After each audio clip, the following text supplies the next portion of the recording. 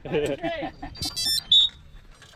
there, my name's Taylor, and this is a recap of the Turbo Velo Tuesday Night Crit from April 8th. And right at the beginning, got a young rider here starting at the front, and everyone's got to go around him, but no problem.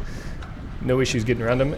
This is a really fast start, actually, which we've had for the past 2 weeks. This is the third week of racing this year, and you can see we're doing like 31 miles an hour right now at the very beginning of the race. I'm doing an absurd amount of watts for me and just trying to hang on. You can sort of barely tell out here. There's a couple people off the front, so like this isn't even the front group. This is the chase group right off the beginning, and something a little squirrely happened there.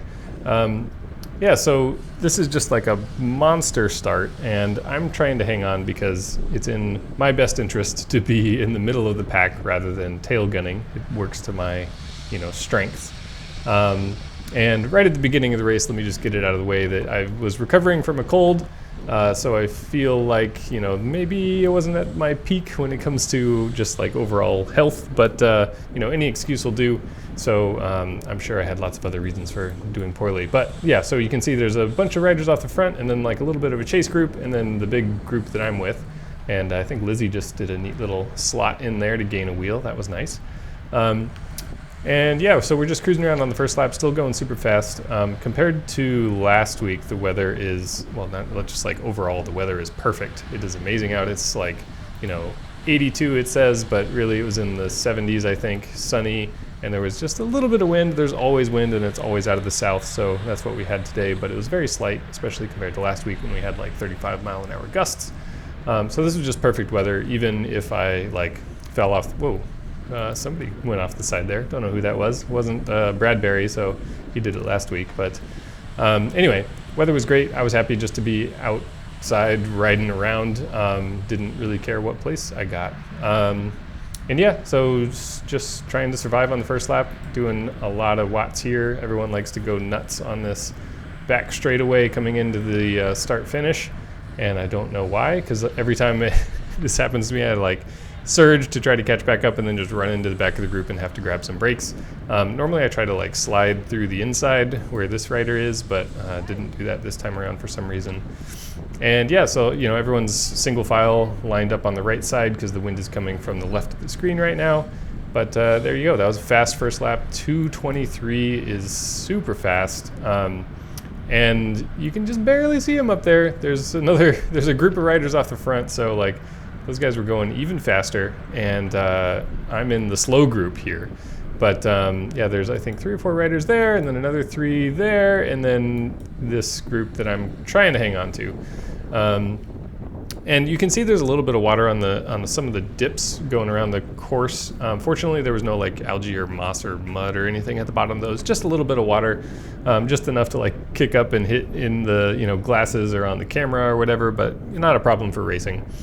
And yeah, it had rained, earlier in the week, but the course itself was dry and it was nice. So anyway, reconnected with the group, got on this guy's wheel, and I'm feeling okay, although I'm a little concerned about these riders off the front because that means that, people are going to be trying hard to catch them. You can see we're all single file right now. And like I mentioned at the beginning, what's best for me is if this just turns out like a group ride and I can sit in the middle and conserve energy because I'm not the strongest rider out here, but that rarely happens, so I'm not surprised. Anyway, yeah, we made it through the like quote unquote upwind section and everything is kind of coming together a little bit. So this is relatively chill, but we're still moving pretty fast. I'm curious to see what the lap time is on this lap because I think that we had a couple fast ones in a row and it just felt crazy, but yeah, we got a couple of reunion riders here, 1, 2, 3 hidden there now. But a lot of reunion riders, a lot of cadence riders, and Pegasus. So a lot of teams with a lot of representation out here at the beginning of the season. My brother and I are both racing, unaffiliated, and there's lots of other unaffiliated riders too. So teamed up or not, it's still a good time to be out here. And yeah, here we go again on the back straightaway, doing 400 watts and moving backwards.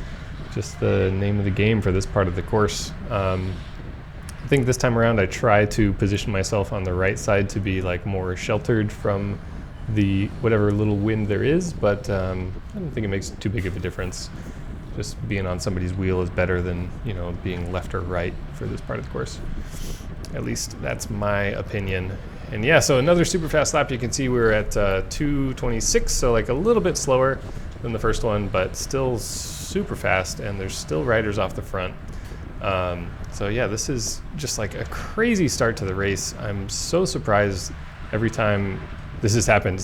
Like I mentioned, this is the third time now, and it's like right at the beginning, the whistle blows, and a couple riders go off the front and just like are on the gas nonstop, and everyone tries to catch them, and then I guess eventually blows up. I know I do. So yeah, I mean, kudos to them for being able to keep that pace for such a long time. But I don't know. Okay, so here I'm closer to the front than I wanted to be, but I was trying to hang on to this rider's wheel and let this guy slot in so that I can, be behind two people rather than just behind one person. That's good for me. But there's this giant gap up in front, and I'm happy to be in somebody's draft. I'm not going to be able to close this gap down. That's crazy talk. So oh, there goes my brother. I'm not going to be on the podium. That's totally fine. My brother decides to try to bridge, and he went hard enough to where nobody was able to grab onto his wheel. And then this guy doesn't want to pull. So I get in front of him and just like stop pedaling. I don't want to pull either. This guy goes around me and he decides to take a pull. Cool, good for him. My brother is still up here. He connected with the group in front, so the bridge worked for him. But I was talking with him after the race, and he was saying that after he connected with this group, he thought, I got a little scared by that. No contact or anything there. I don't know, freaked me out. My brother was saying that he did this big effort to connect with the group up front, and then the people up there didn't want to seemingly work together to try to catch the group in front. So he did this monster effort to catch and then pulled for a bit, and then nobody else wanted to pull. So that's too bad. I'm always a fan of I frequently find myself in the group that isn't the lead group, and I'm more than happy to work with other people to trade pulls to try to have a chance to catch up, because I know I can't do it by myself. So I don't really get why people wouldn't be willing to work together there. It certainly seems like it's in everybody's best interest.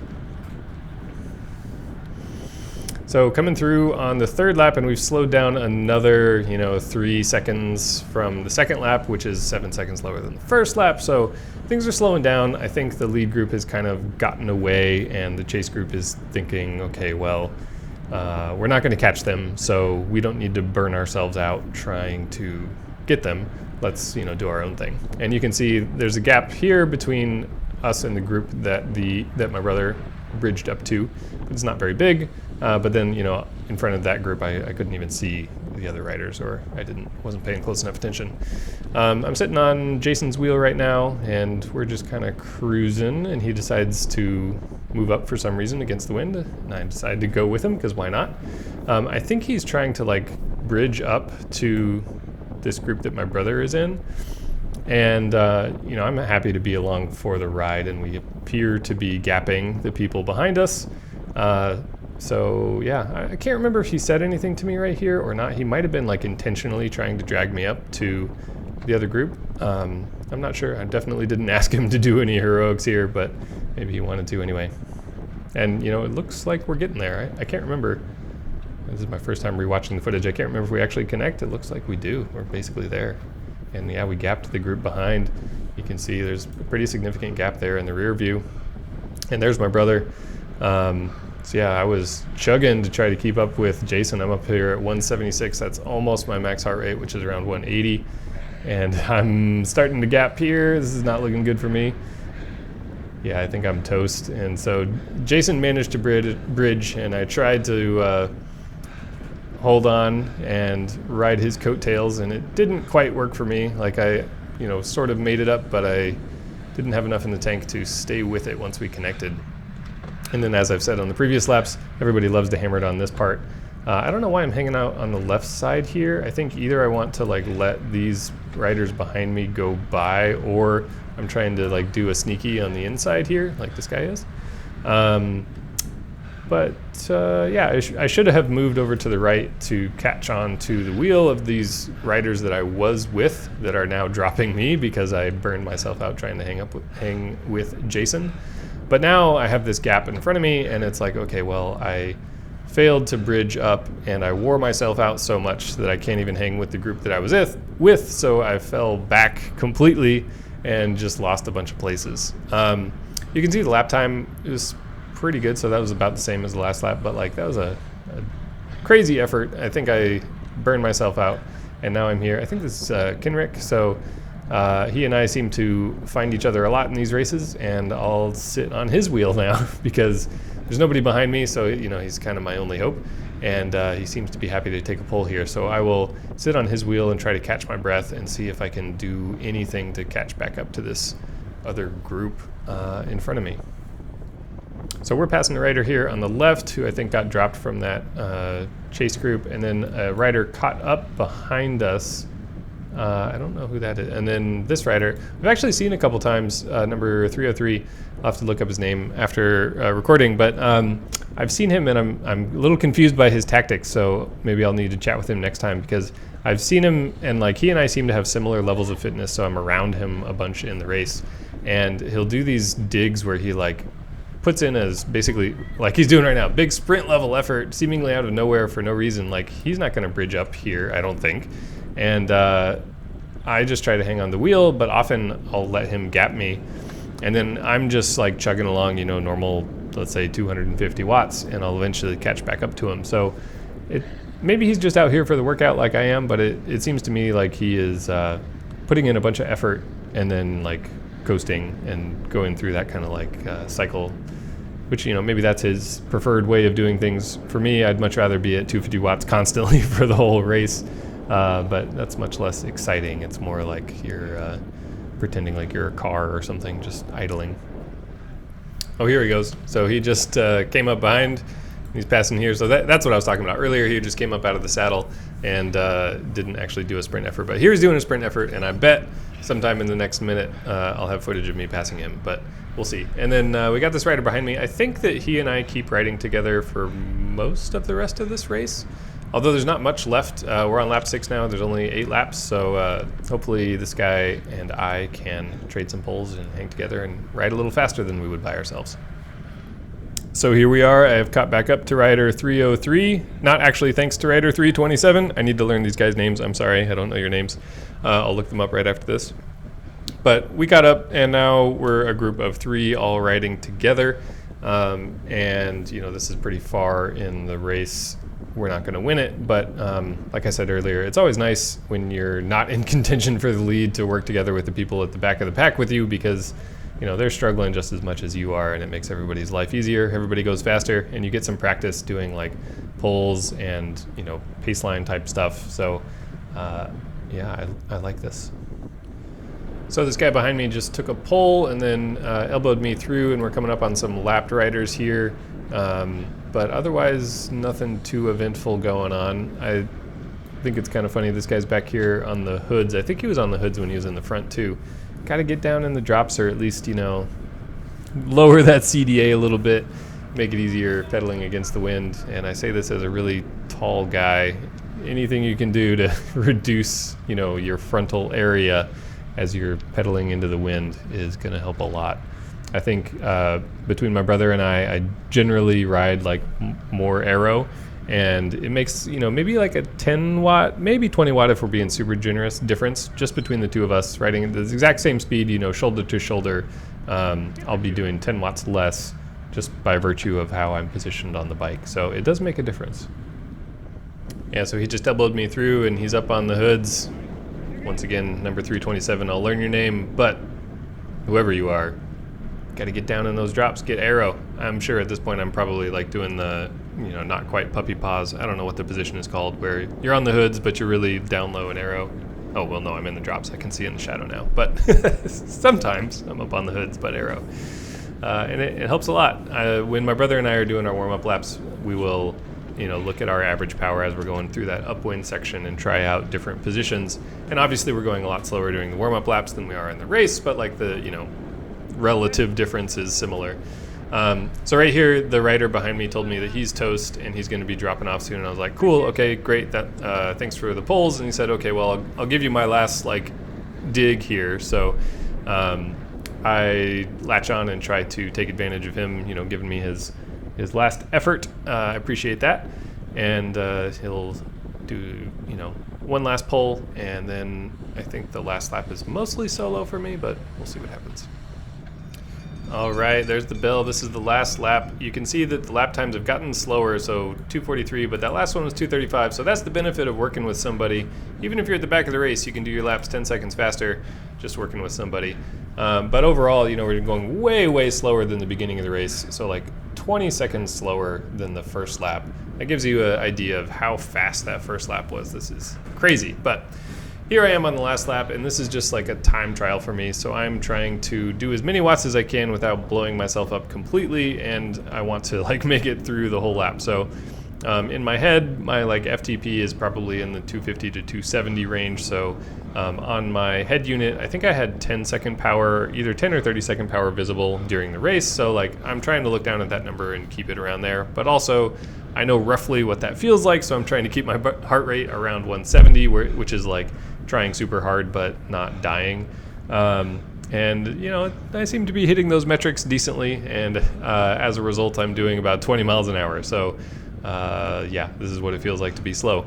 And seeing these riders in front of me, that's a motivation to try to catch them. I don't know if they're lap riders or what their deal is, but it's always motivating to have somebody in front of you to try to reach rather than just struggling, pushing against yourself. So it's nice to have them in view. And I really wish I had I need to start remembering what time I go around these corners as checkpoints to see how I'm doing through the lap. I think 1:30 to hit that first, or that turn after the upwind section is probably not too good. But this is basically a totally solo lap for me, so we'll see when I finish the lap if this is a decent time or not. I think last year, when I was soloing laps, I was doing around 2 minutes 50 seconds, almost 3 minutes. So hopefully I get something close to that. That would be great. And also hopefully I do not exactly a sprint. I'm not going to be dropping 1,000 watts here when I try to cross the finish line, but something higher than what I'm doing right now as I get closer to the start finish would be cool. To try to peak right at my max heart rate right as I cross the finish line. That would be ideal. So yeah, I turned it up a little bit to 320 watts, and I heard myself shift a couple times there. And yeah, this is just trying to creep that heart rate up. The start finish is actually still quite a ways away at this point. This is the final turn right here, so this is where okay, yeah, start trying super hard. This is as much as I can give. 430 watts was about the max I saw there. And I am chugging 470. Yeah, okay, so boom, bunch of watts there, and then cross the finish line. Have a great time. Yeah, thank you so much for watching. I hope you enjoyed, and I will see you next week.